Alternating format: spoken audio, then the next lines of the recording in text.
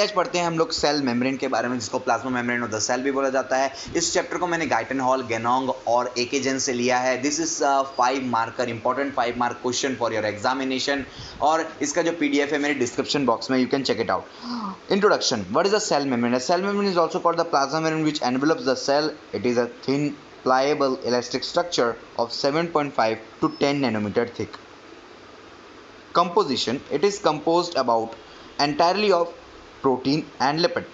The approximate composition of protein is 55%, phospholipid 25%, cholesterol 13%, other lipid 4% and carbohydrate 3% होता है। ये जो फ्लो चार्ट है, इट इज टेकन फ्रॉम एकेजन. It's more than enough if you don't want to write pages by pages for structure, pages and pages on function. Just draw this diagram, the teacher will give you 4 marks.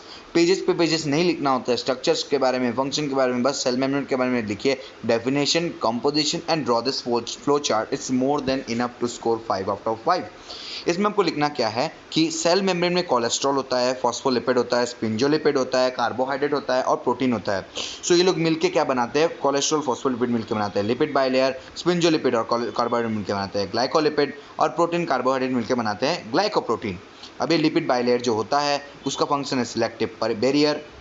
Glycolipid और glycoprotein का function होता है structural stability, cell recognition and immune response. This flow chart is more than enough.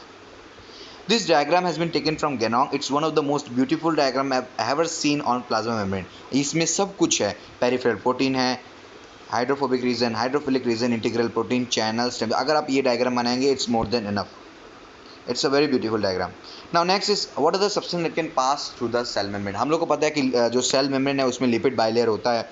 तो जो substances जिस can pass through cell membrane या lipid bilayer are, number 1, fat soluble substances including oxygen, carbon dioxide, alcohol. इनमें एक जरूरी क्या है कि ये फैट सोल्यूबल होना चाहिए. अगर ये फैट सोल्यूबल है तो ये क्या करेंगे, ये लिपिड बाइलेयर से पास कर सकते हैं. लेकिन अगर ये फैट सोल्यूबल ना हो के वाटर सोल्यूबल है तो इनके लिए कैरियर चाहिए. जैसे कि अगर आयन, ग्लूकोज और यूरिया का बात करें तो ये वाटर सोल्यूबल है. They require mediums like carrier, protein, ion channels etc. to pass across the cell membrane. However, fat soluble, lipid soluble होता है या fat soluble होता है तो that can easily pass through the cell membrane.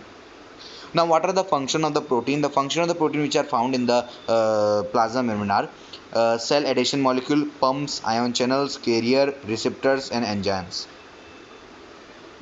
Now, what are the types of the protein? ये एक अलग से इंपॉर्टेंट क्वेश्चन है कि टाइप ऑफ प्रोटीन क्या होता है. दो तरह का प्रोटीन होता है, integral protein and peripheral protein.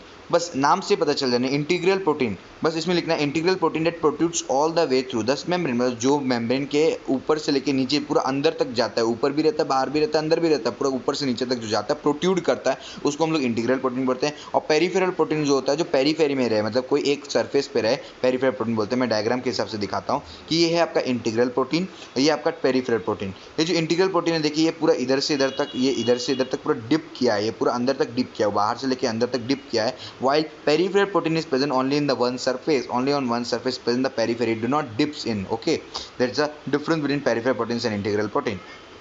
Now this you have to write about the functions of the cell membrane. I have given more 5 to 10 functions. You just have to write the names of these functions that they act like a physical barrier, selective permeability, endocytosis and exocytosis, cell signaling, molecule transport, act as enzyme, cell to cell communication, signal receptors and intercellular junction. आपको exam में ये सब एक एक करके explain नहीं करना है. Just you have to write the names, that is physical barrier, selective permeability, endocytosis, exocytosis, cell signal, molecular transport. Just you write, don't explain each and every कि आपको एक भी एक्सप्लेन करने का जरूरत नहीं, बस आपको इनका नाम लिखना है. Thank you. If you like it, please like, comment and subscribe to my channel.